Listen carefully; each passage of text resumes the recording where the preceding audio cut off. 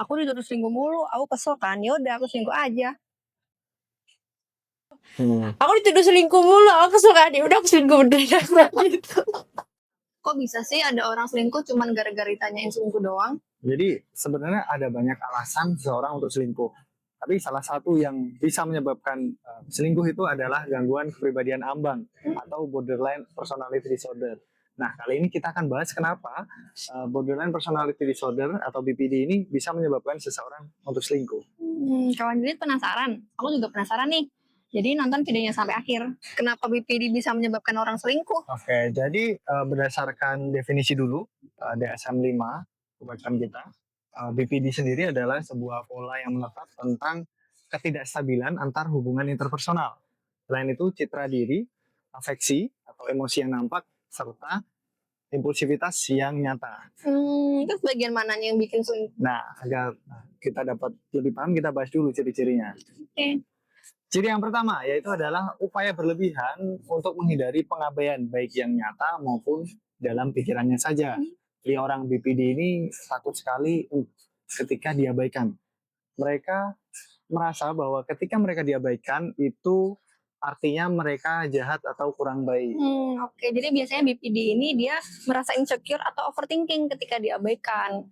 Nah, biasanya nih mereka justru yang jadinya lebih aktif untuk nyapa orang, ngajak ngobrol orang, atau bahkan oversharing tentang kehidupan pribadinya mereka.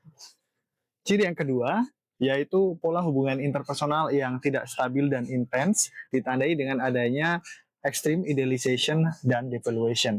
Orang dengan gangguan kepribadian BPD ini biasanya pada fase idealization akan merasa bahwa aku butuh kamu, aku sayang kamu, aku suka sama kamu gitu. Tapi nanti ketika bisa berubah fase ke fase extreme devaluation menjadi sebenarnya aku nggak suka sama kamu, aku nggak butuh kamu, begitu. Dan kadangkala orang dengan BPD ini ketika merasa akan diabaikan atau akan merasa bahwa pasangannya akan selingkuh, mereka akan melakukan tindakan ekstrim seperti selingkuh lebih dulu. Jadi daripada pasanganku yang selingkuh, mending aku selingkuh duluan. Jadi memang BPD ini awalnya bisa nempel banget. Pokoknya aku maunya sama kamu, dunia aku isinya kamu, serba kamu. Terus nanti tiba-tiba ekstrim berubah jadi aku nggak mau sama kamu, aku benci kamu, aku nggak suka sama kamu gitu ya. Ya. Nah, hal ini bisa terjadi karena pasangannya nggak sesuai dengan ekspektasi si BPD ini. Makanya si BPD melakukan devaluasi. Tapi nanti beberapa saat kemudian bisa kembali lagi jadi idealization ya. Jadinya balik kelingin lagi. Karena tadi ya pola hubungan interpersonal yang nggak stabil Iya. dan intens, ekstrim. Iya. Ciri yang ketiga yaitu gangguan identitas, ditandai dengan citra diri yang sangat tidak stabil dan terus-menerus. Misalnya dari seseorang yang clingy menjadi seseorang yang pembalas dendam. Ya, ada cerita nih. Seorang BPD dia mendapati pasangannya tuh jalan atau misalnya ngechat sama lawan jenisnya gitu. Ya. Nah, bukannya si BPD ini cut off atau minta putus atau nanya gitu ya konfirmasi ke pasangannya, tapi justru dia pilih bertahan di hubungan itu dan ikutan selingkuh juga. Jadi ini selingkuh ini bentuk balas dendamnya dia. Pasanganku selingkuh, aku juga bisa gitu. Ciri yang keempat yaitu impulsivitas di minimal dua area yang berpotensi merusak diri. Impulsivitas ini bisa dalam spending, seks, atau penyalahgunaan obat. Selain itu bisa berkendara nekat dan juga binge eating atau makan dalam jumlah yang tak terkontrol. Iya, biasanya ini dibalut dengan alasan dia self love atau me time gitu ya. Jadi dia bisa belanja konsumtif, tiba-tiba beli tas branded atau nongkrong dari pagi ke pagi atau clubbing atau melakukan hal-hal yang sebenarnya itu kurang baik untuk dirinya dengan tujuan sebenarnya dia itu menutupi rasa insecure atau sakit hatinya. Ciri yang kelima yaitu adalah perilaku isyarat atau ancaman yang berulang atau perilaku melukai diri sendiri. Nah, balik ke ciri yang pertama tadi ya, ketika takut ditinggalkan. Jadi orang dengan BPD ini sering menggunakan ancaman atau melukai diri sendiri agar pasangannya, temannya itu tidak meninggalkannya. Iya, biasanya bilang, ya udah kalau kamu ninggalin aku mau aja. Atau kamu nggak peduli lagi sama aku nggak mau makan kalau kamu nggak mau nemenin aku. Jangan dong. Contoh. Ciri yang keenam yaitu ketidakstabilan afektif atau emosi yang nampak karena reaktivitas suasana hati. Nah, biasanya ditandai dengan moodnya itu berubah-ubah dan ada rasa panik, marah, atau rasa bersalah, rasa sedih itu yang sulit diredakan. Iya, jadi biasa BPD ini tiba-tiba suka ngomel-ngomel sendiri, marah-marah, tapi beberapa jam kemudian dia bisa tiba-tiba ceria lagi, ketawa-ketawa lagi, bercanda lagi. Nah, jadi perubahan moodnya ini terlihat dan sangat cepat. Ciri yang ketujuh yaitu perasaan kosong yang kronis. Orang dengan gangguan kepribadian borderline biasanya sering merasa kosong maupun mudah bosan. Dan ketika hal itu terjadi, sering sekali mencari atau melakukan sesuatu yang menyenangkan. Iya, jadi jarang sekali melihat BPD ini terlihat menyendiri.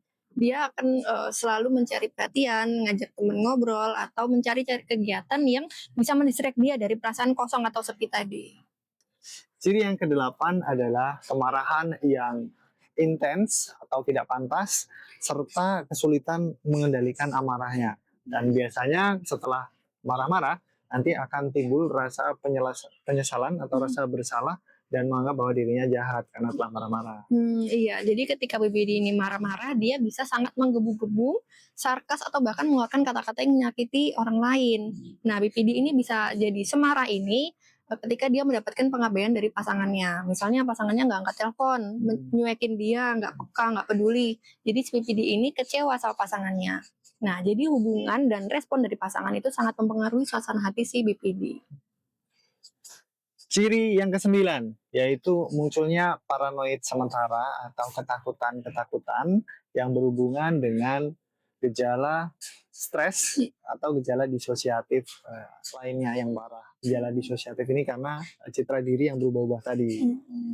Nah, karena mendapatkan pengabaian dari pasangannya, si BPD ini seperti kehilangan arah. Makanya dia takut, cemas, bahkan sulit mengendalikan emosinya.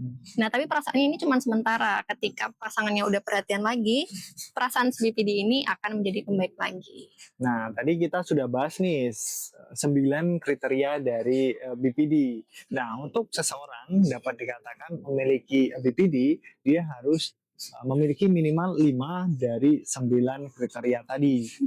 Dan selain itu, untuk dapat didiagnosa, baru boleh ketika usia adolescent atau early adulthood, remaja atau dewasa awal.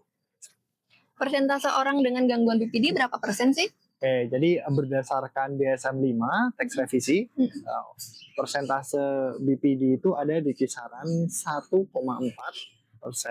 sampai dengan 2,7%.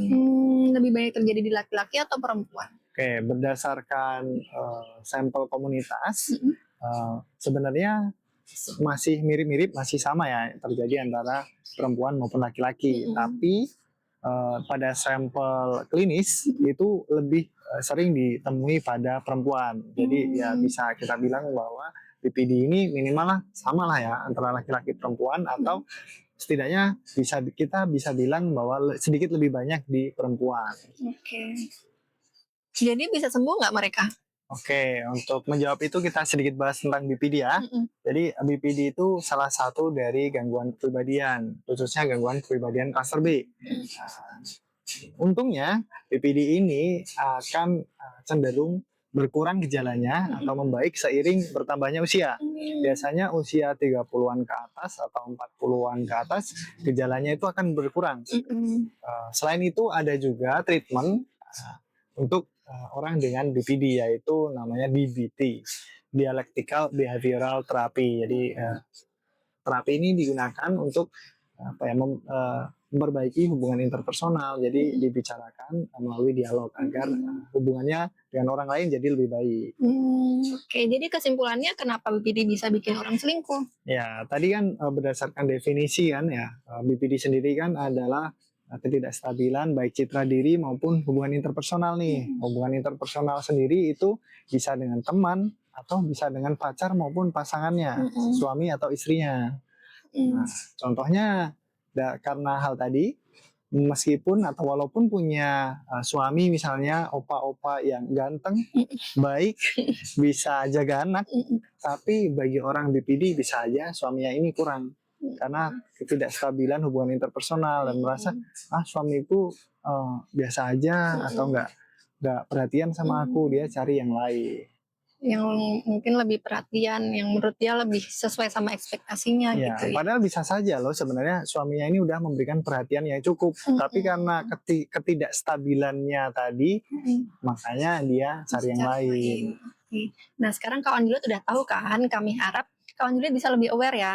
Kalau misalnya kawan Juliet sendiri atau melihat orang lain memiliki ciri-ciri yang disebutin tadi, disarankan bisa untuk konsultasi segera ke psikolog maupun psikiater yang memang ahlinya. Sekian video ngomongin orang tentang PPD. Terima kasih telah menonton sampai selesai. Jangan lupa tonton video ngomongin orang lainnya dan Sampai sampai jumpa. jumpa.